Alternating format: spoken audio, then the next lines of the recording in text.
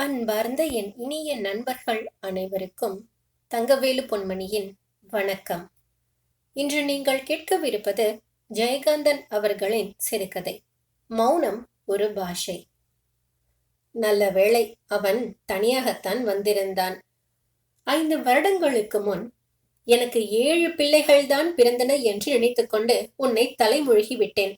எங்கள் முகத்தில் நீ விழிக்காமல் இருந்தால் அதுவே பிறந்த குடும்பத்துக்கும் உன்னை பெற்ற பாவிகளுக்கும் நீ செய்யும் கைமாறாக இருக்கும் என்று எழுதிவிட்ட சிங்காரம் பிள்ளையின் கடிதத்தை பார்த்து ஒரு பதிலும் எழுதாமல் சரி அப்படியே ஆகட்டும் என்பது போல் மௌனமாய் இருந்துவிட்ட ரவிக்கு அவன் அம்மா செய்த அக்கிரமத்தால் உடனே புறப்பட்டு வர கடிதம் எழுதிவிட்டு நேற்றிலிருந்து அவன் தனியாய் வருவானா அல்லது அந்த சீமைக்காரியையும் இழுத்து கொண்டு வந்து மானத்தை வாங்குவானா என்று தவித்துக் கொண்டிருந்த சிங்காரம் பிள்ளை வண்டியிலிருந்து ரவி மட்டும் இறங்குவதைக் கண்டு பெருத்த மன நிம்மதி பெற்றார். ரவி சாதாரண தூய வேட்டியும் சட்டையும் அணிந்த பழைய ரவியாகவே வந்திருக்கிறான்.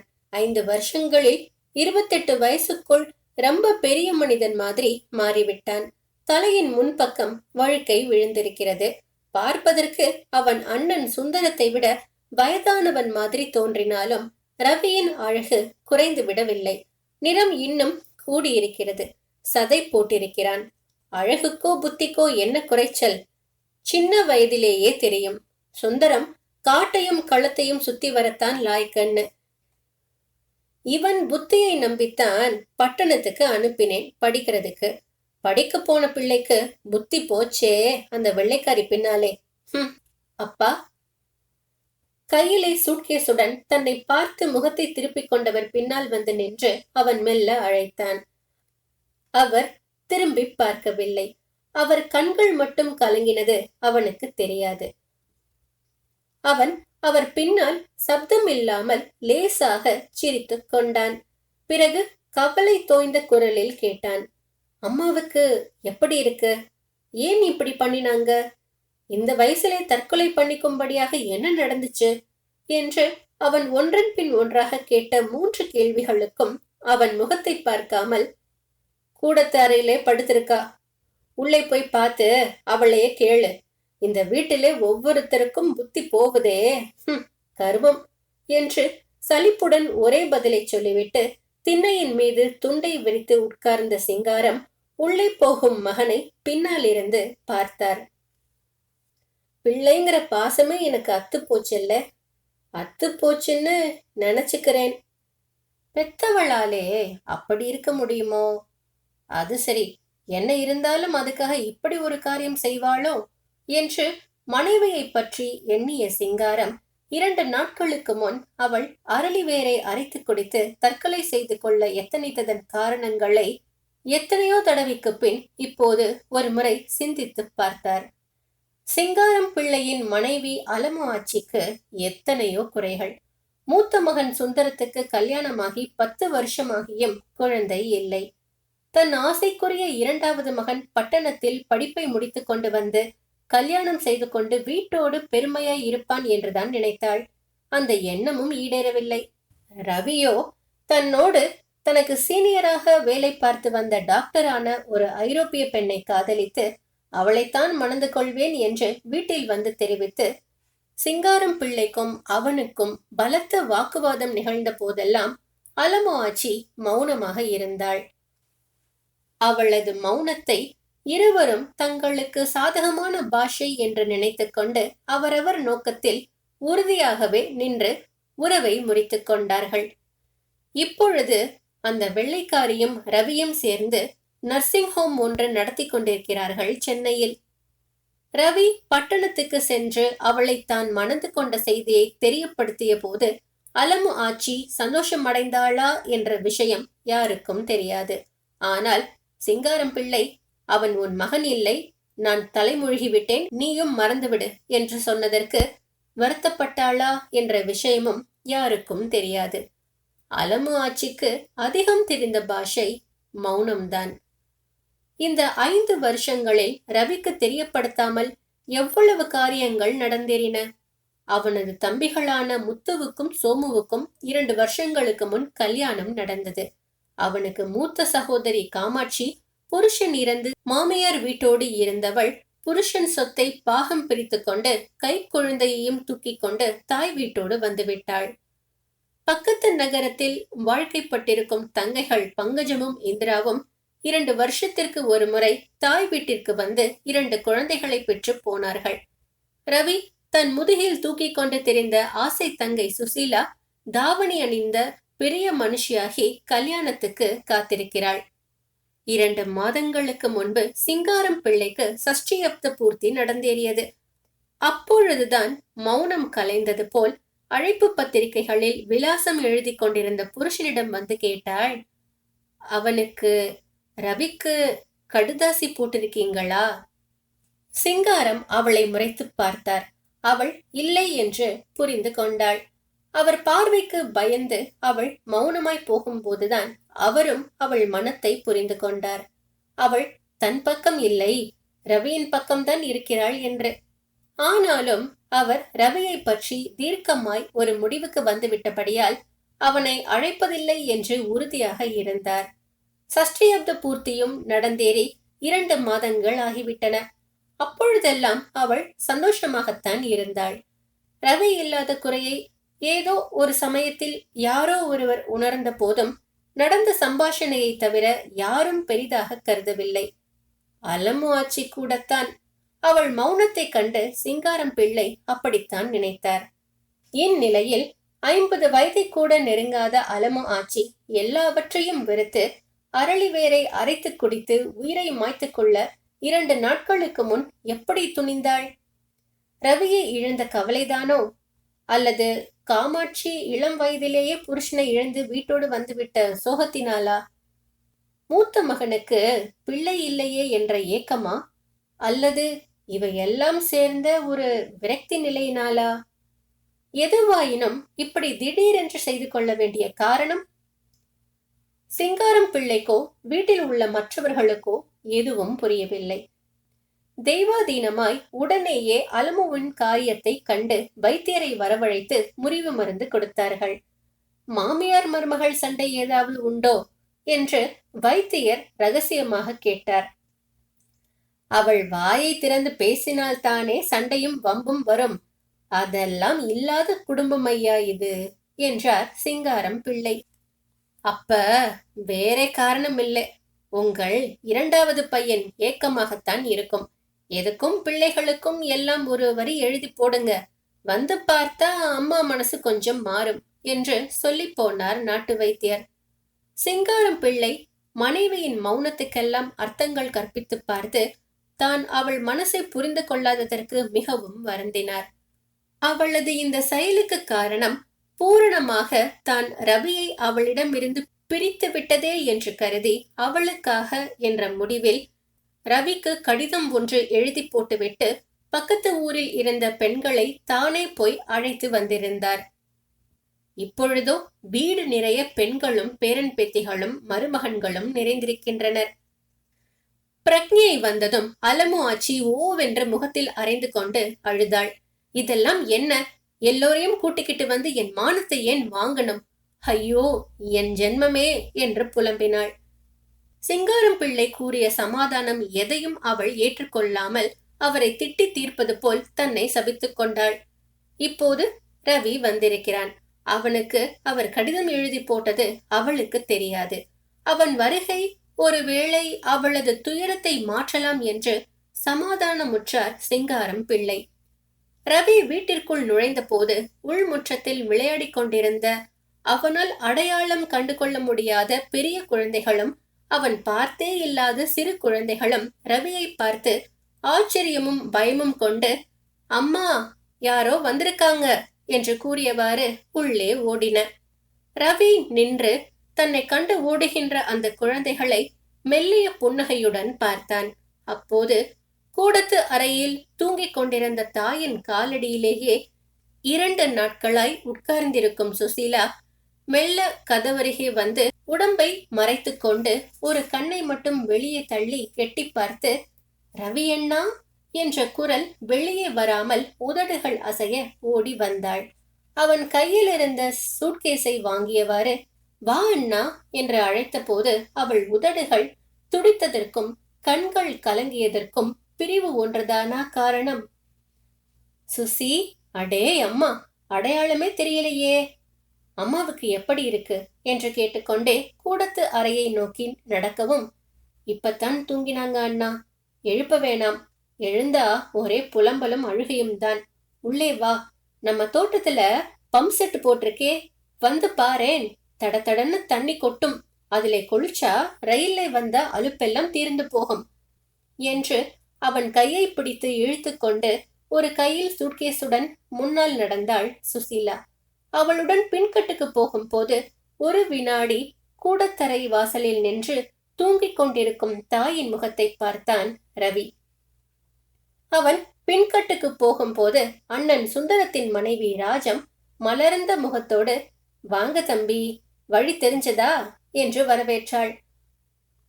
குழந்தையே பெறாததனாலா வேற ஏதாவது உடற்கோளாறினாலா அவள் இப்படி பருத்து போய்விட்டாள் என்று எண்ணிய ரவி, என்ன நீ, உடம்புக்கு ஒண்ணுமில்லையே என்று கேலியாக சிரித்துக்கொண்டே கேட்டான். உடம்புக்கு என்ன குறைச்சல் என்று புன்னகையோடு சொன்னாள் அண்ணி. அப்படி சொன்னால் போதுமா, டாக்டராக்கும் கேட்கிறேன்.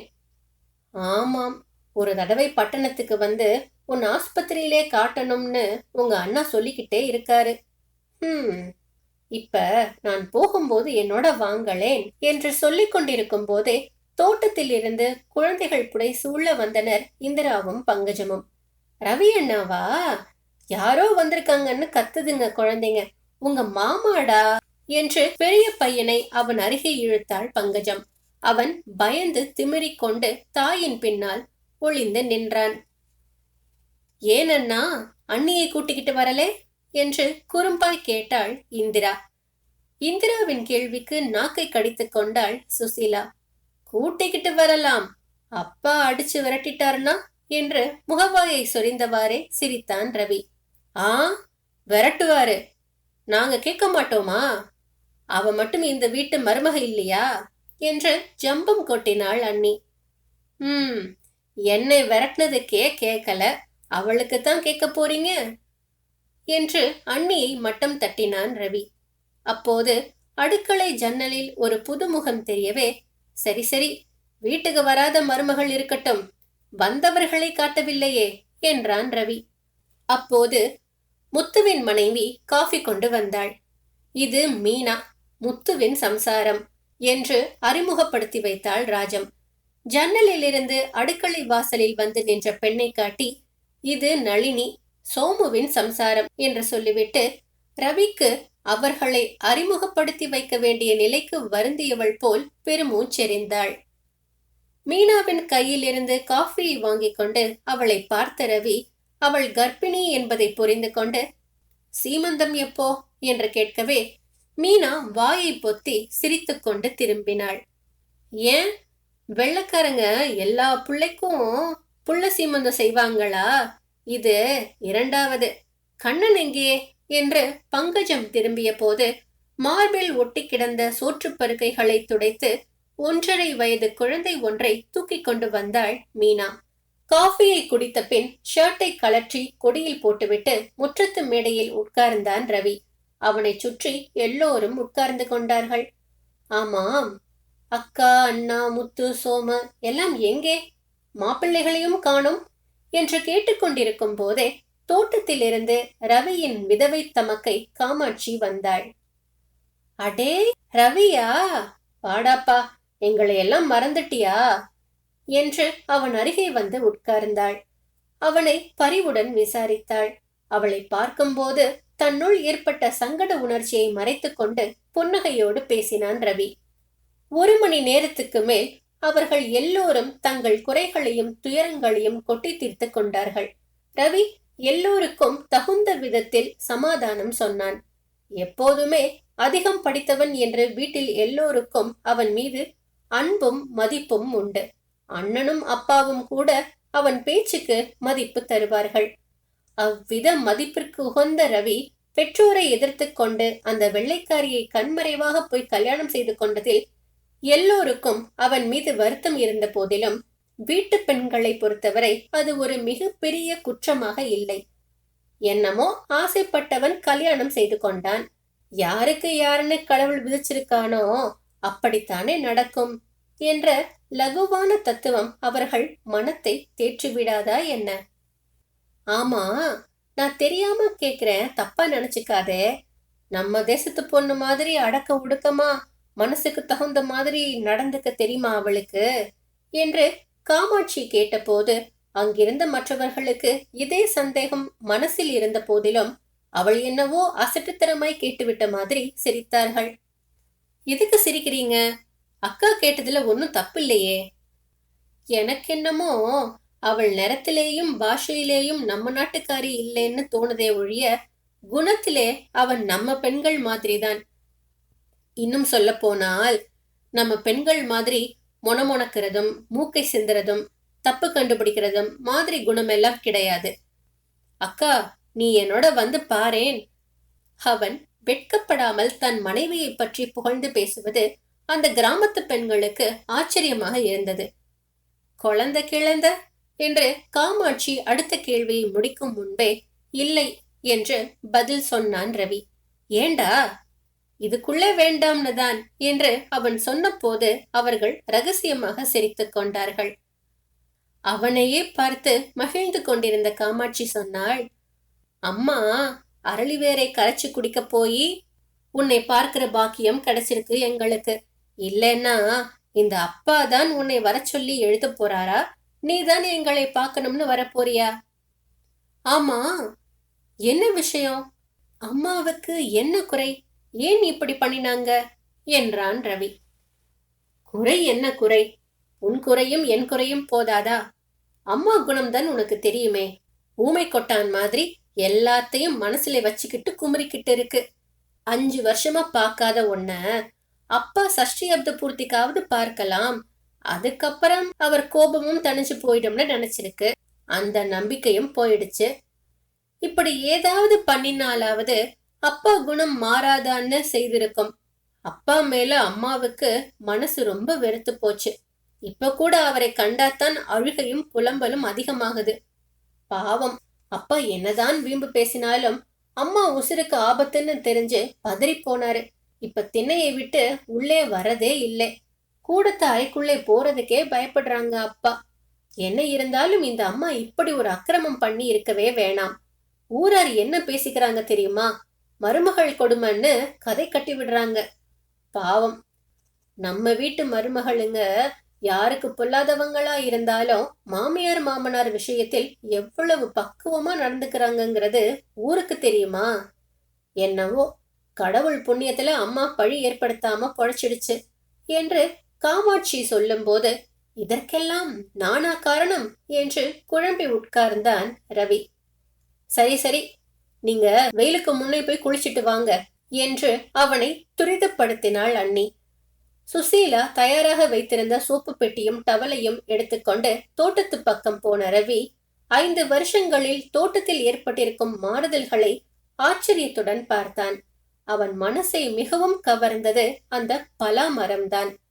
5 வருஷங்களுக்கு முன் வெறும் மரமாக நின்றிருந்த அந்த பலா இப்பொழுது அடிமரம் எல்லாம் திண்டுமுண்டான காய்கள் காய்த்து தொங்க கிளை பரப்பி பிரம்மாண்டமாய் நின்றது.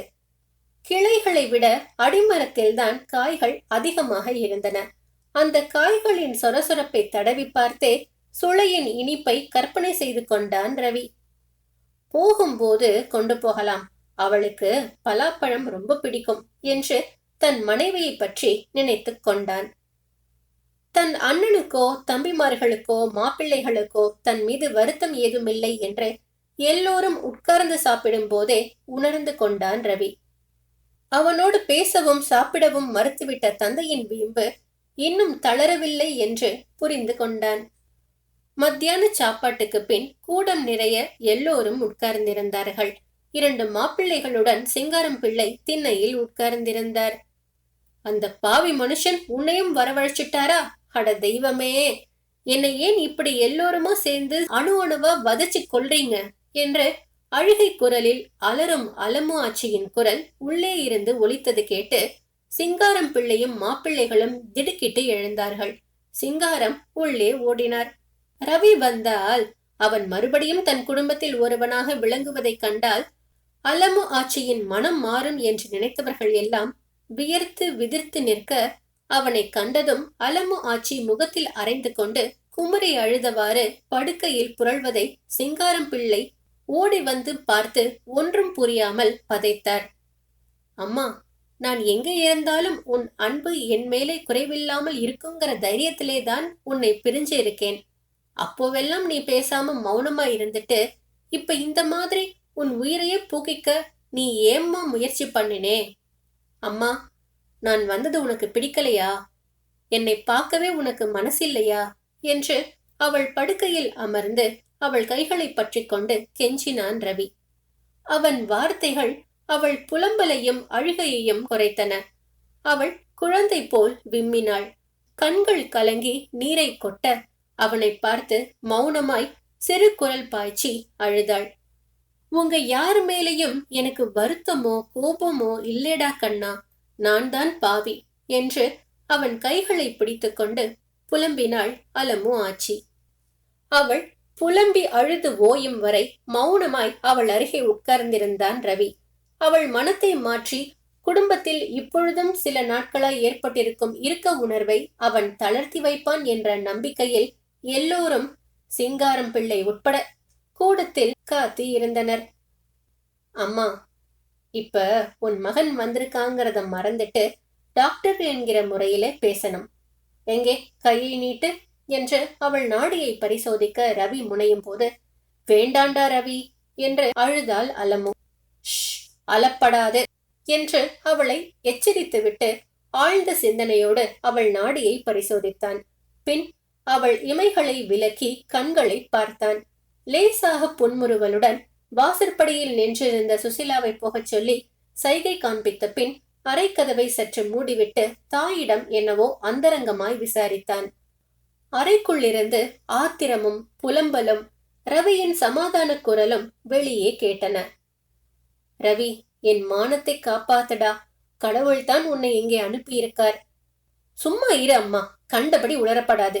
இப்ப என்ன மானம் போயிடுத்து? பைத்தியம் மாதிரி இதுக்காக போய் உயிரை மாய்ச்சிக்கிறதாவது?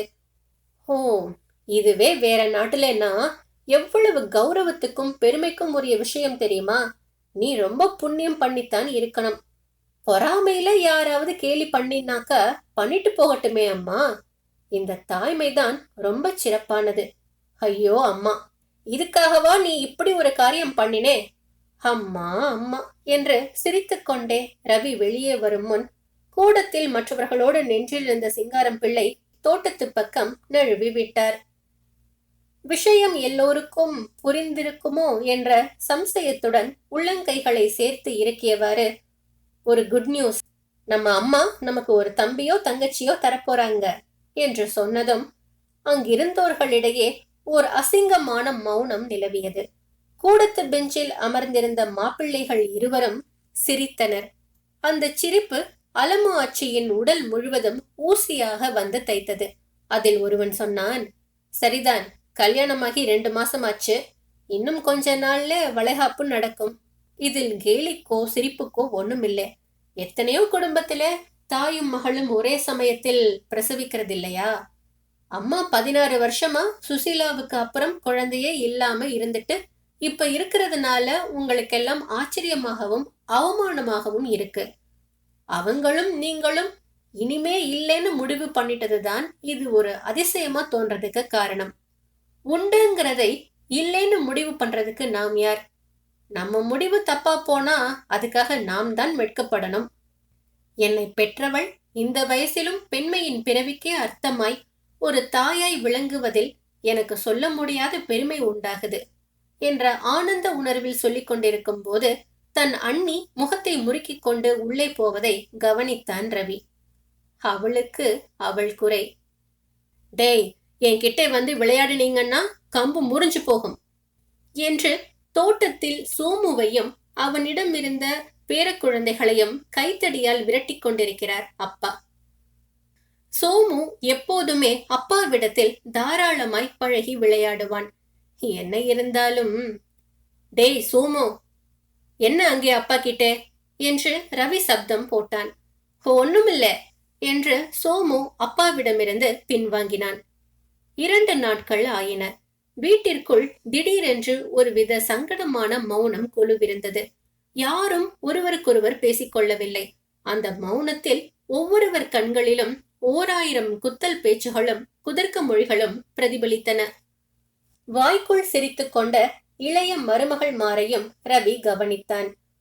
அலமு ஆச்சியை விட அதிகம் பாதிக்கப்பட்டவர்களாய் வெட்கி நாணி கிடந்தனர் காமாட்சியும் சுசீலாவும். மௌனம், மௌனம், மௌனம். அப்பா, அது இவ்வளவு கொடிய பாஷையா? ஊரை மட்டும் சொன்னால் போதுமா? உற்றார் உறவினரும் அவர்களை மட்டுமா? பெற்ற பிள்ளைகளும்? சி, இவர்களின் கீழ்த்தரம் சொல்லி முடியாது. தாயை பார்த்து கேலி செய்ய ஒரு பிறவியா என்று மனசுள் கொதித்தான் ரவி. இதற்கெல்லாம் அஞ்சியே அம்மா சாகத் துணிந்தாள் என்ற உண்மை அவன் கண்களை கலக்கிற்று. வீட்டில் உள்ள சகல பேரும் அவளை மௌனத்தால் கொல்லுவதை அவனால் சகிக்க முடியவில்லை. அப்பாவிடம் வந்தான். அப்பா, என்னை மன்னிக்கணும். அம்மாவோட மன கஷ்டம் எனக்கு புரியுது. நம்ம ஜனங்கள் இன்னும் வளரலே. தாய்மையை கூட மதிக்க தெரியாத பேதமை நிலையிலே இருக்காங்க. இங்கே அவங்க இருக்கிறது ரொம்ப கஷ்டம். அவங்க என்னோட வந்துடட்டும் என்று அந்த துயரப்பட்ட மகன் தந்தையிடம் போய் கேட்கும்போது அவன் பால் அவர் மனம் பாசத்திலும் பெருமையிலும் குழைந்த போதும் பழைய வீம்புடன் முகம் திரும்பிக் கொண்டு, உன்னை பெத்தவதானே, என் உத்தரவு என்ன, வந்தால் கூட்டிக்கிட்டு போ என்றார். ரவி ஒரு நாள் முழுவதும் தாயிடம் உட்கார்ந்து நிலைமைகளை விளக்கினான். அவ ரொம்ப நல்லவ அம்மா. நீ தனியாகவே இருக்கலாம். அவங்க நாட்டுல இதெல்லாம் ரொம்ப சகஜம், பெருமைக்குரிய விஷயம். நீ அவளோட பழகினா அப்புறம் பிரியவே மாட்டே. ஏண்டா, பாஷை தெரியாத அவள்கிட்டையும் வந்து அவமானப்பட சொல்றியா என்று அழுதாள் அலமு ஆச்சி. ஏம்மா, இப்ப இங்கே உன்னை அவமானப்படுத்துறவங்க எல்லாம் எந்த பாஷையில பேசுறாங்க? வாயை திறக்காம தானே எல்லாம் நடக்குது. அந்த மாதிரி அன்பையும் மரியாதையும் காட்ட முடியாதா? ஒருத்தரை நிந்திக்கிறதுக்கும் நேசிக்கிறதுக்கும் பாஷை வேணுமா அம்மா என்று அவன் சொன்னது அவளுக்கு புரிந்தது. அவள் அவனையே பார்த்தாள். பிறகு அவன் கைகளை பிடித்துக் கொண்டு அழுதாள். தெருவில் வண்டி வந்து நிற்கிறது. எல்லோரிடமும் சொல்லிக் கொண்டதற்கு பின் வீட்டு அங்கத்தினர்கள் அனைவரும் தெருவில் வந்து நிற்க, உள்ளிருந்து வந்த அலமு ஆச்சி வண்டியில் வந்து ஏறினாள். அவள் பின்னால் வந்த ரவி சூட்கேஸை வண்டியில் வைத்துவிட்டு திரும்பி வந்து அண்ணி ராஜத்தின் எதிரே நின்றான். அப்பொழுது பால் ஒழுக ஒழுக 2 பலாப்பழங்களை வெட்டி எடுத்துக்கொண்டு, என்ன அண்ணா, கேட்டுட்டு எடுத்துக்காம போறியா என்று ஓடி வந்தான் சோமு. ரவியின் மனசில் அடிமரமெல்லாம் காய்த்து கிளைகளை வெறுமே பரப்பிக்கொண்டு நிற்கும் பலாமரம் பிரம்மாண்டமாய் நின்றது. அண்ணி, நம்ம தோட்டத்து பலாமரம் பார்த்திருக்கியா? அதிலிருந்து வளர்ந்த கிளைகளில் காய்க்காமல் அடிமரத்தில் தானே காய்ச்சிருக்கு. அடிமரத்துக்கும் கிளைக்கும் அதனாலே விரோதமா? காய்த்ததனாலே கிளைக்கு ஆதாரம் அடிமரங்கிறது மாறிடுமா என்று ஏதோ சொல்ல வந்தவன் நெற்றியை தேய்த்து கொண்டு ஒரு வினாடி நின்றான். சரி, நீ சீக்கிரம் அண்ணாவை கூட்டிக்கிட்டு பட்டணத்துக்கு வா. அடுத்த வருஷம் உன்னை நான் வந்து கூட்டிக்கிட்டு போகணும். ஆமா அண்ணி, நீ நினைக்கிற மாதிரி இல்லை. அம்மா நினைச்ச மாதிரி தாய்மை ஒரு குற்றம் இல்லை என்று சிரித்தான் ரவி. அப்பொழுது வண்டியில் இருந்த அலமு ஆச்சியிடம் சென்று என்ன சொல்லி அனுப்புவது என்று தெரியாமல் மௌனமாய் நின்றிருந்தார் சிங்காரம் பிள்ளை. அலமுவும் சிங்காரம் பிள்ளையும் ஒருவரையொருவர் மௌனமாய் பார்த்து கொண்டனர். அப்பா, நான் போயிட்டு வரட்டுமா? அம்மாவை பத்தி நீங்க ஒன்னும் கவலைப்பட வேண்டாம், நான் கவனிச்சுக்கிறேன், வரட்டுமா என்று கை கூப்பியவாறு வண்டியில் ஏறி அமர்ந்தான் ரவி. சிங்காரம் பிள்ளை அப்பொழுதும் அவனிடம் பேசவில்லை.